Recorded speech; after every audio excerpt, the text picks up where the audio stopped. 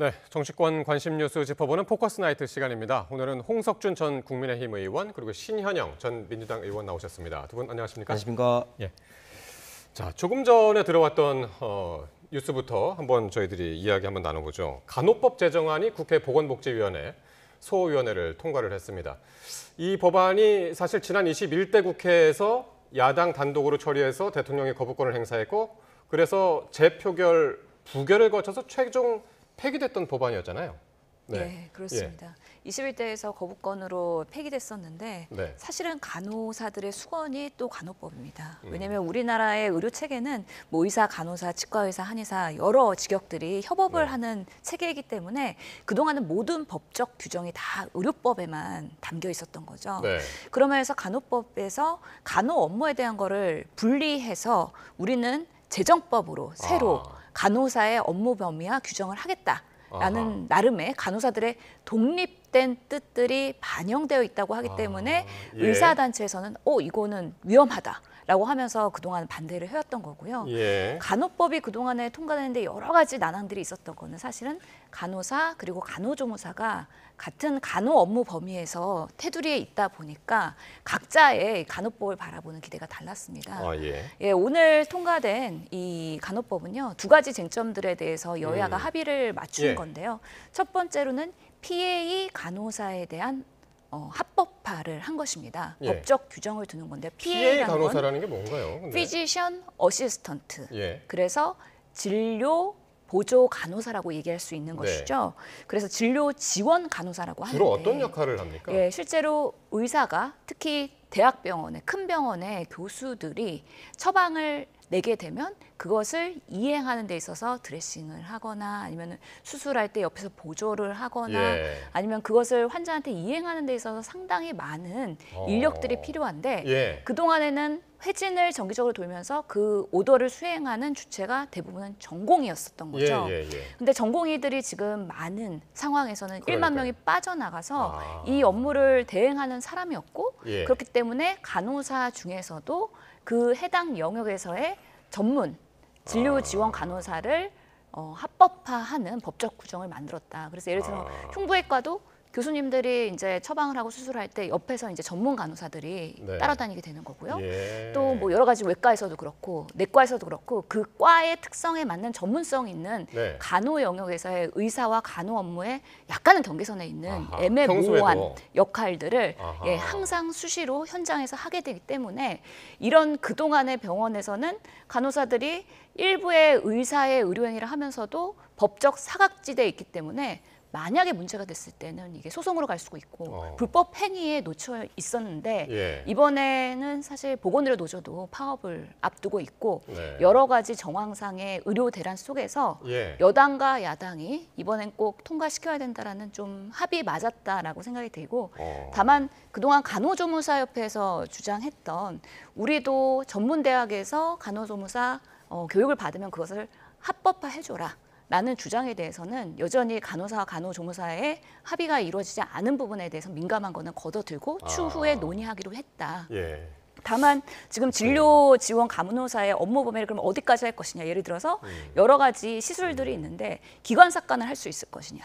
아니면 튜브를 박을 수 있겠느냐. 아니면 그거를 교환할 수 있겠느냐. 이런 것들은 사실은 의료행위에서의 의사들이 하더라도 안전하지 못할 수 있는 여러 가지 리스키한 그런 시술들을 간호사가 했을 때 더 위험할 수도 있기 때문에 이런 구체적인 업무 범위에 대해서는 시행령에 담아서 추후에 논의하는 것으로 정리가 되었습니다. 그러니까 진료 지원 간호사라고 불리는 이제 PA 간호사들이 평소에도 의사와 간호사의 중간 영역에 걸쳐 있었는데 특히나 지금 전공의들이 빠져나간 상황에서 거의 의사의 역할을 하면서 이게 법적으로 좀 보호가 돼야 되지 않느냐. 그래서 간호법 제정이 이제 그렇게 오늘 제정이 된 것 그러니까 같은데요. 전공이 이탈 전에는 이제 PA 간호사가 이제 전국적으로 한 11,000명 되는데 지금 현재는 한 16,000명으로 굉장히 숫자가 많이 늘었습니다. 그래서 하루 빨리 이제 PA 간호사들의 법적 어떤 정의와 업무 그리고 구체적인 어떤 그 역할에 대해서 좀 명확하게 좀 해야 되는 것이고 그리고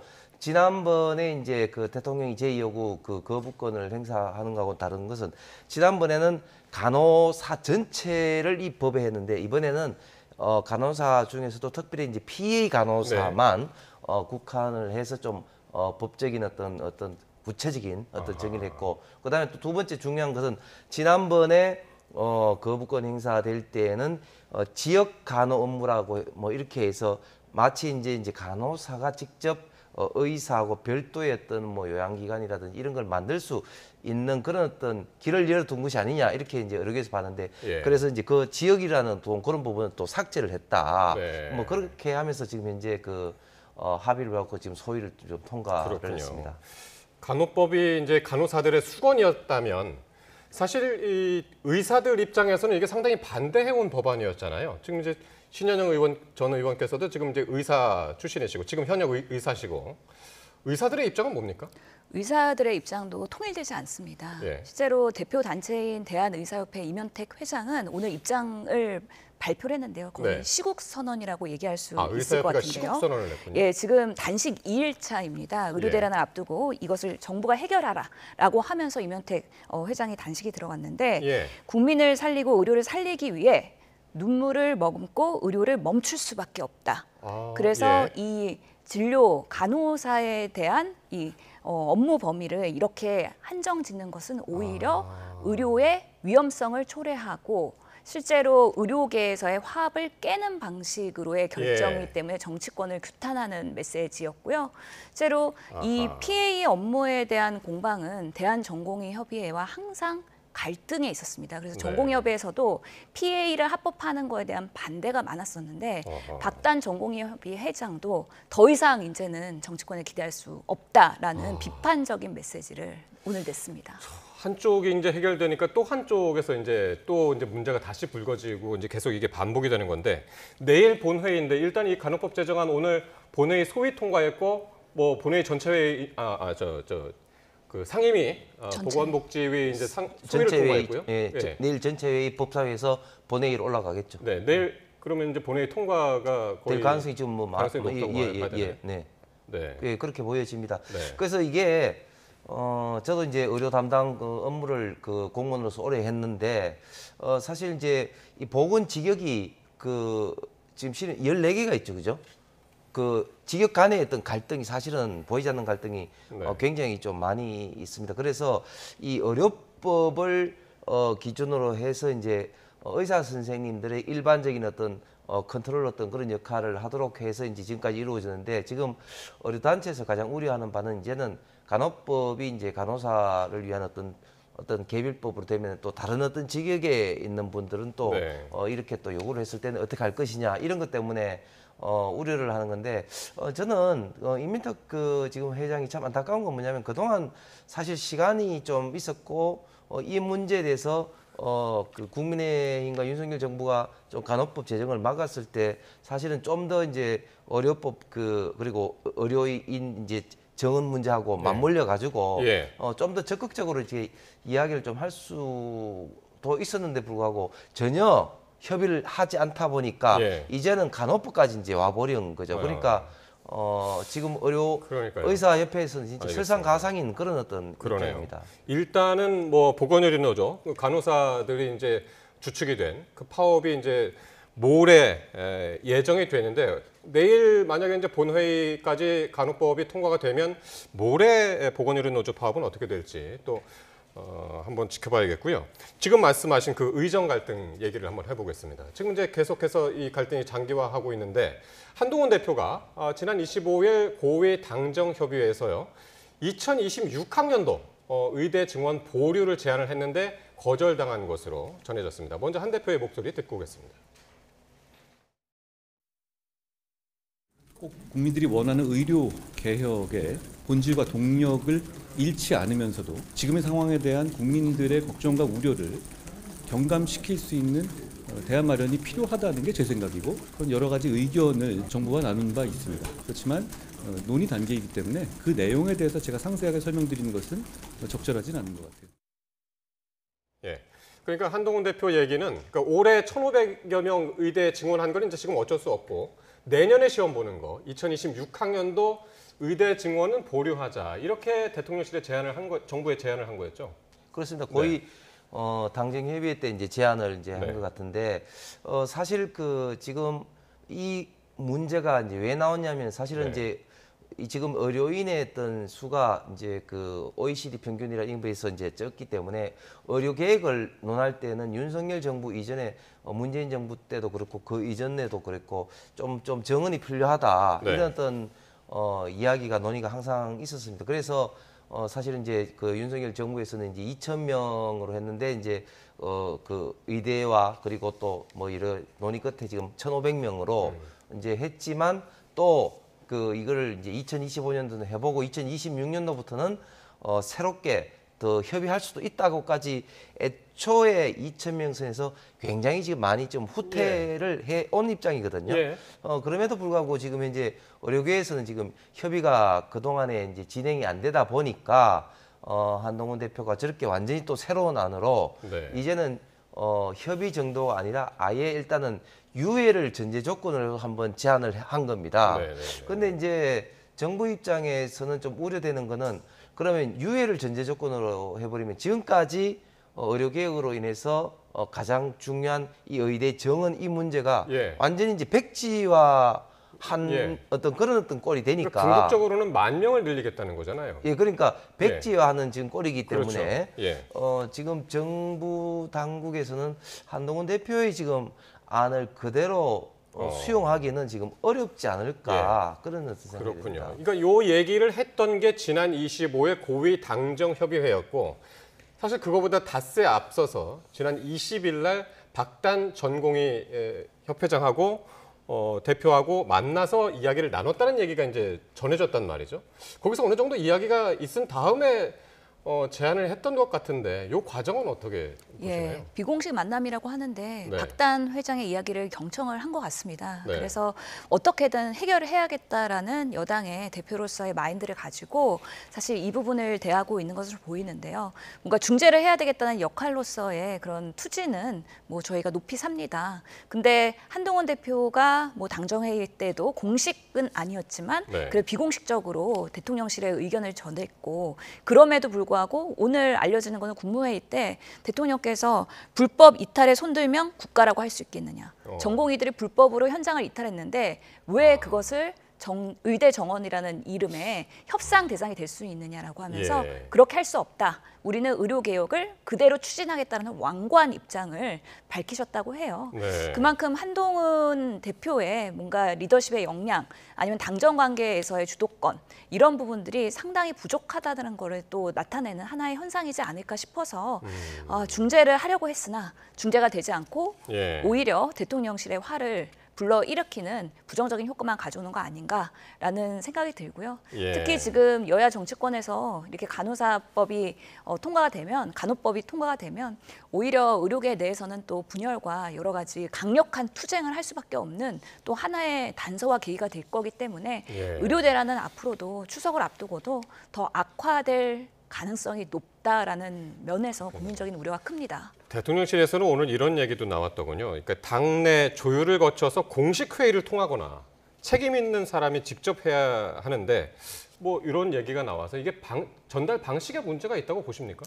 그렇습니다. 제가 봤을 때는 좀 아쉬운 거는 지금 저희 당에도 이제 의료인 출신들이 꽤 있는데 사실은 이제 안철수 의원을 비롯해서 그런 어떤 분들을 중심으로 해서 사실은 좀 당 대표로서 먼저 충분히 좀 이렇게 그 연구 스터디를 좀 돌리고 난 다음에 그런 거를 통해서 실무적으로 이제 그 당정의 좀 협의를 거쳐서 좀 한동훈 대표가 또 이제 이야기를 좀 하면은 어땠을까 하는데 그런 어떤 단계 없이 그러니까 나가니까 지금 상황에서는 정부에서 받기가 상당히 좀 어려운 부담스러운 어떤 안이 돼버린 것 같습니다. 알겠습니다. 자, 그러면은 이 대통령실이 한 대표의 절충안을 거절했다는 이야기는 그러면은 처음에 어디서 나온 이야기일까요? 천하람 개혁신당 원내대표는 여당에서 의도적으로 흘렸다고 주장을 했는데 관련 발언 한번 들어보시죠. 제 생각입니다만 여당에서 이걸 흘리고 이제 이런 것들이 앞으로 계속 반복될 겁니다. 무슨 얘기냐면 여당에서는 조금 더 합리적이고 중도적이고 타협적인 얘기가 나오고 대통령은 독불장구처럼 이걸 거부하고 그런데 여당 입장에서는 나름대로 민심을 챙기고 뭐 이렇게 노력하는 모습 또 당대표 입장에서는 대선 주자로서 자기가 살아야 되니까 어허. 내가 살자고 대통령이 우리 말 안 들어요라고 국민들한테 고자질하는 것이 앞으로 계속 이어질 거다. 한 대표가 국민에게 고자질하는 것이 앞으로 계속 이어질 거다라고 천 의원이 얘기를 했는데 어떻게 들으셨습니까? 아니 불난집에 부채질하는 거죠. 그래서 사실 뭐 염장질 하는 것도 아니고 지금 애매모호한 당정 관계를 갈라치게 하는 사실 발언이라고 보이긴 하는데요. 예.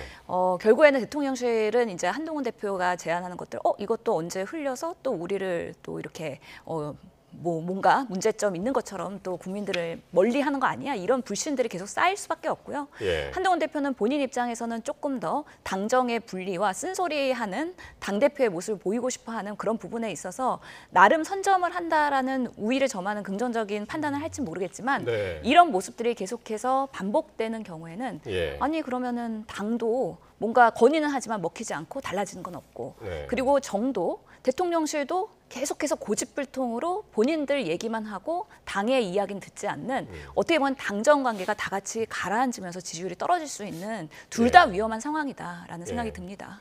어떻게 보세요? 이게 이제 새로운 당정 갈등에 다시 시발점이 되는 것이 아니냐 이런 우려들이 나오고 있더군요.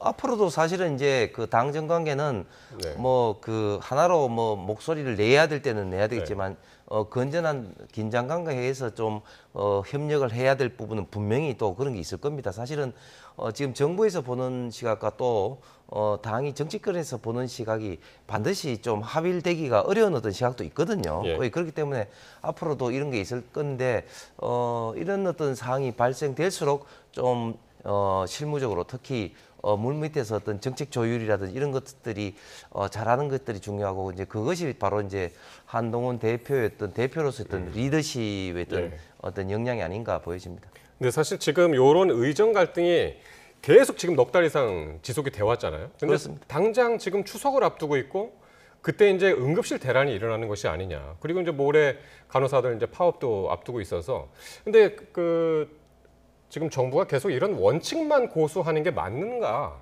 그런 이야기들도 나오고 있지 않습니까? 그래서 지금 현재 뭐 정부로서는 예를 들면 이제 응급실 같은 경우는 네. 응급실 이제 전공의가 아닌 뭐 일반의가 오더라도 그 지원을 해준다든지 또 네.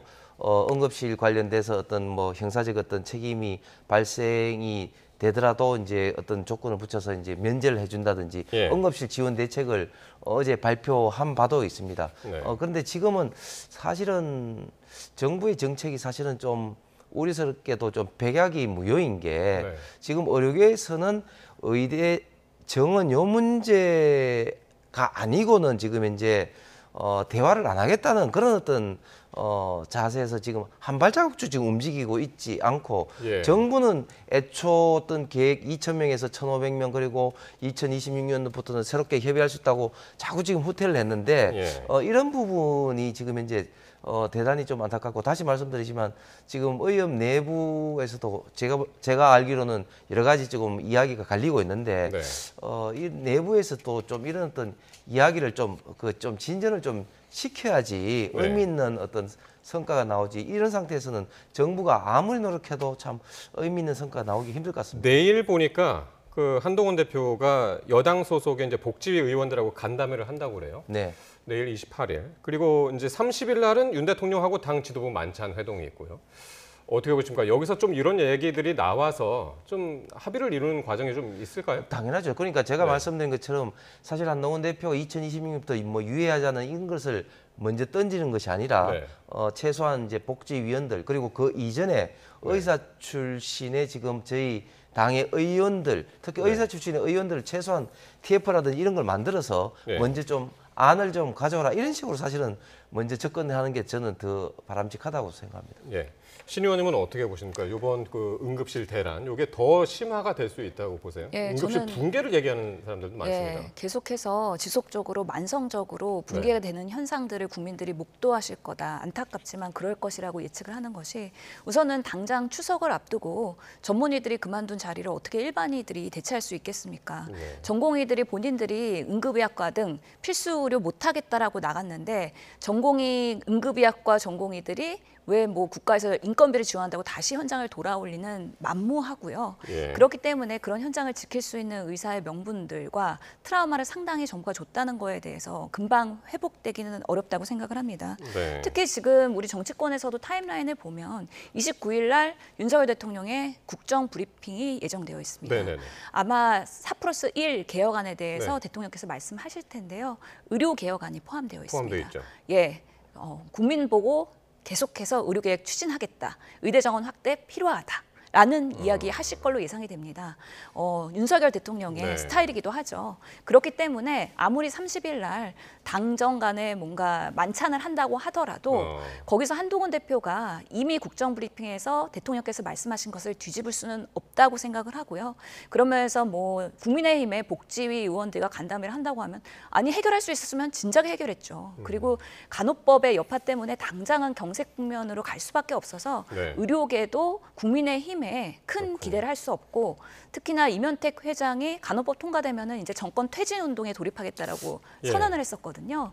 그렇기 때문에 이제 더 이상 다시 만나기 어려운 이미 강을 건넌 게 아닌가 참으로 우울한 마음입니다. 의정 갈등에 불을 끄려고 간호법 제정안을 오늘 여야가 합의해서 통과시켰는데 이게 다시 의사들한테 다시 의정 갈등에 불을 지르는 그런 결과가 돼서 이게 앞으로 어떻게 전개될지 그리고 29일 국정 브리핑에는 기자들이 분명히 이제 이 얘기 이제 물어볼 테니까요. 그때 대통령의 입장 또 나오겠죠.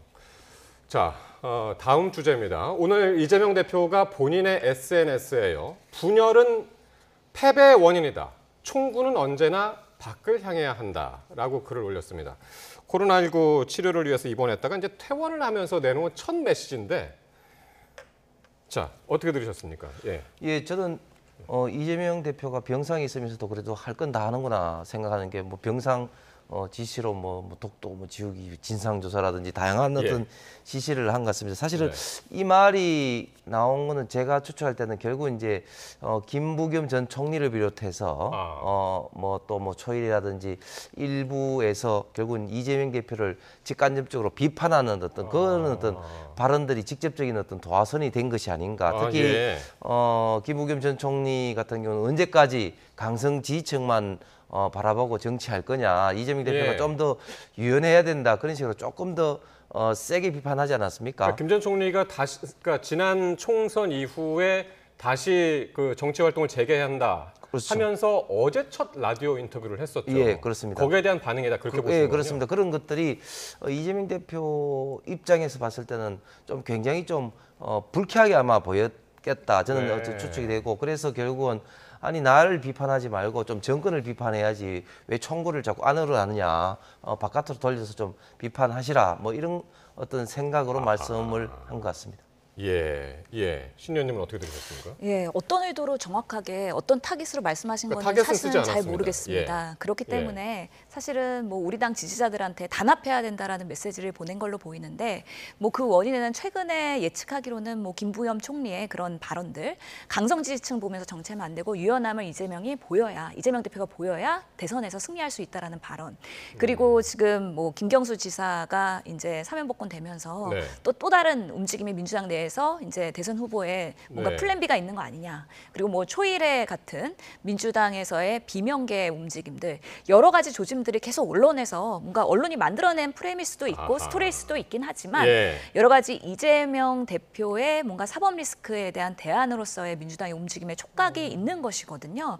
그런 면에서 이런 뭔가 그런 내부에서의 뭔가 그런 비판들은 생각하지 말고 우리는 앞으로 꾸준히 가자. 윤석열 정권 타도를 위해서 열심히 하자라는 또 단일된 메시지의 뭔가 의도인 것 같습니다. 조금 전에 자막으로 나왔는데 델리민주라는 자막이 나왔었거든요. 그러니까 그게 당의 공식 유튜브 채널이죠. 델리민주. 여기서 관리자 계정으로 문재인 전 대통령을 폄하하는 그 댓글이 달려서 논란이 됐었다고 그래요. 그걸 염두에 두고 이재명 대표가 이걸 얘기한 거 아니냐. 이게 민주당 관계자가 그렇게 얘기를 했거든요. 이건 어떤 이야기입니까? 예, 이게 공식 채널이기 때문에 사실은 네. 델리민주에서 특히나 관리자라고 하면 나름의 총책임을 갖고 있는 사람이 아니겠습니까? 네.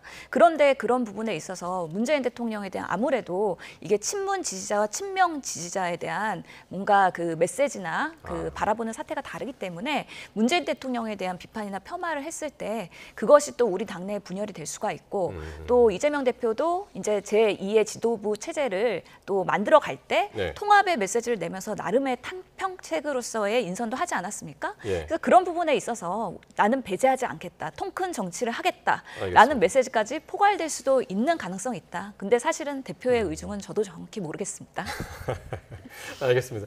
자, 시간이 얼마 남지 않았는데 요 얘기까지는 해야 될 것 같습니다. 이제 사실 이재명 대표가 코로나19 때문에 지금 대표 회담도 미뤄졌잖아요. 요거 네. 어떻게 될까요?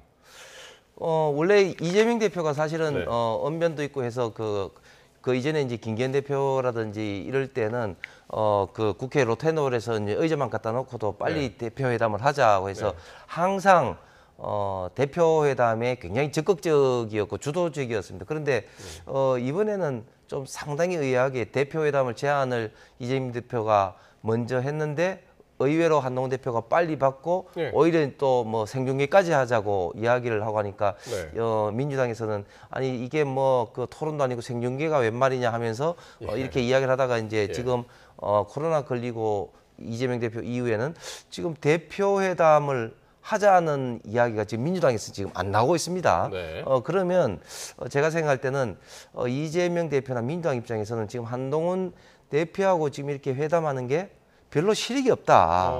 왜냐면은 뭐 한동훈 대표하고 있던 뭐 말싸움 내지는 이런 것에서 뭐 별로 뭐 이길 뭐 것도 없을 것 같고 오히려 한동훈 대표 어떻게 보면 좀 이재명 대표와의 어떤 대선 후보자로 자꾸 뭐 키워주는 그런 게 아니냐 그런 어떤 그럼 무산될 수도 있다고 보시는 예, 거예요? 있고 그다음에 실질적으로 9월 달부터는 이제 정기국회가 되기 때문에 양당 간에 사실상 이 회담 일정 잡는 것도 실무적으로 만만치는 않을 것 같습니다. 그러니까 여야 지금 실무 협상에서는 그래도 추석 전에는 한번 해보자 이런 얘기들이 나왔다고 해서요. 어떻게 보십니까? 예, 실제로 당대표 회담을 했을 때 누가 유리한지 누가 불리한지는 정확히 모르겠습니다. 그래도 영수회담을 요청을 했었기 때문에 당대표끼리 먼저 만나야 되는 거 아니냐. 라는 또 입장도 있었기 때문에 한동훈 대표랑 한번 투샷을 만들어주는 그림을 하는 것도 사실은 뭐 힘이 별로 없어 보이는 여당의 대표와 그리고 이미 당을 장악한 야당의 대표 입장에서는 그래도 한 번의 상견례는 필요하다는 생각이 들고 그렇기 때문에 최선을 다해서 협상하려고 비서실장들이 지금 만나서 조율하고 있는 거 아니겠습니까? 근데 그 국민의힘에서의 그런 아젠다들이 너무 추상적입니다. 뭐 정치 개혁, 민생 법안 그러면서 최상병 특검에 대해서는 얘기하지 말자. 과연 그러면 국민들이 얘기하는 기대하는 민생 법안에서 최상병 특검이 빠진다 그러면 만날 일이 있는 거야? 알겠습니다. 이런 부분에 있어서의 사실은 여러 가지 고민들이 있는 것 같습니다. 네, 알겠습니다. 두 분 말씀 여기까지 듣겠습니다. 오늘 홍석준 전 국민의힘 의원 그리고 신현영 전 민주당 의원과 함께했습니다. 두 분 고맙습니다. 감사합니다.